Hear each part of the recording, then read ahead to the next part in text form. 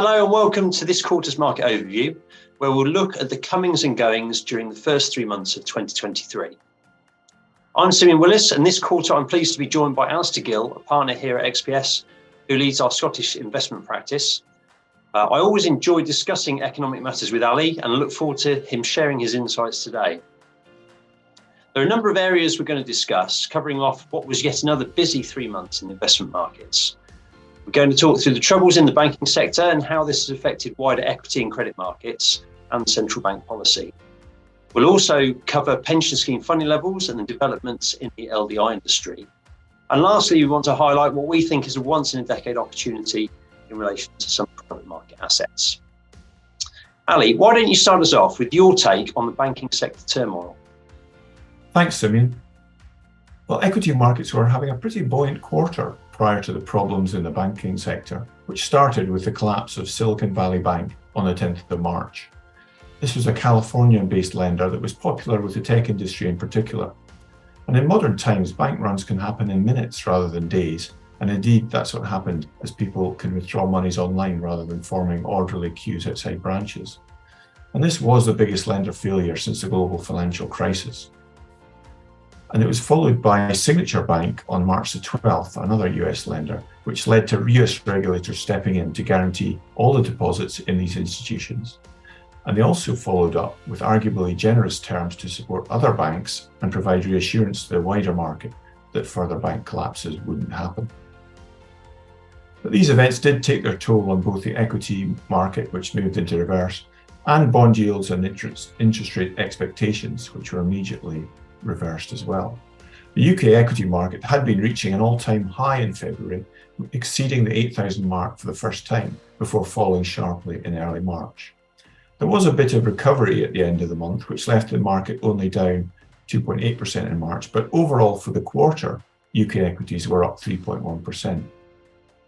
Globally, equity markets were also up over the quarter by 4.3%, with the communications and IT sectors leading the way, whilst unsurprisingly, financials were laggards, along with energy firms, last year's star performers. Something that intrigued me about the failure of Silicon Valley Bank was that the problem was in a way opposite to the issue that pension schemes had with liability-driven investment back in September.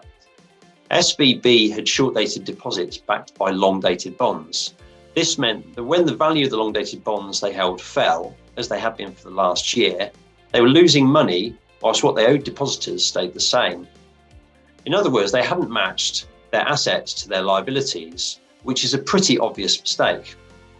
Of course, pension schemes did match their assets to their liabilities, which was very sensible, but in doing so used leverage, which is where the challenges arose from. We'll come back to LDI in a moment, but first, Ali, what's your take on how the banking crisis has affected credit markets? Well, over in Europe, we were not spared banking issues. Whilst SVB was bought by HSBC for £1, Credit Suisse, a bank beset with issues over recent years, came under intense pressure and ended up being taken over by its larger rival, UBS.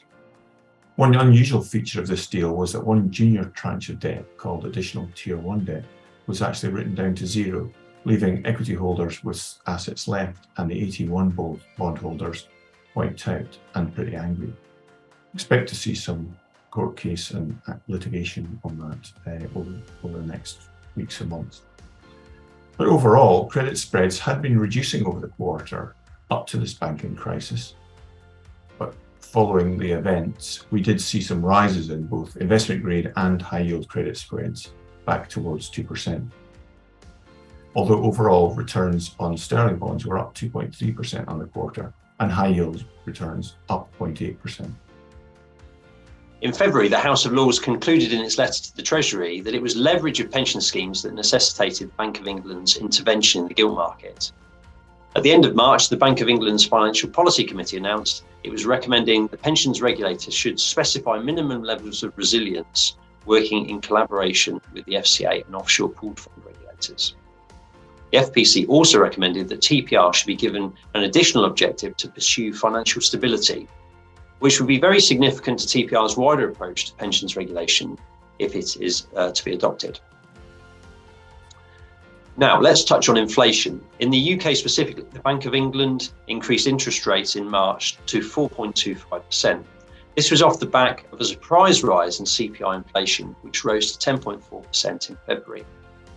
The familiar drivers of household energy costs and rising food prices were the biggest contributors to the increase, although other factors such as worker shortages in the transport, hospitality and retail sectors are also thought to have contributed to rising prices.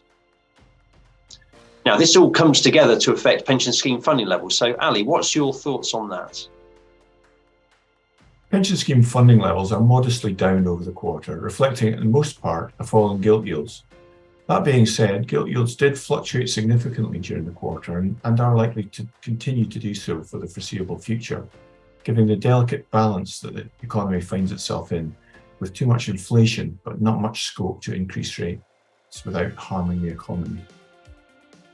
Ali, let's move on to talk about where we're seeing opportunities in the market and the wider outlook. In terms of our outlook for markets, we've moved to favourable for global equities as we see the potential for US recession having dissipated somewhat, with PMI data looking encouraging, whilst inflation is looking contained, as is the banking crisis, and the rate cycle is potentially reaching its peak. European and UK markets are also looking decent value following the banking-led corrections in March, with limited risk of further contagion, although the risk of conflict escalation in Eastern Europe continues to be a concern.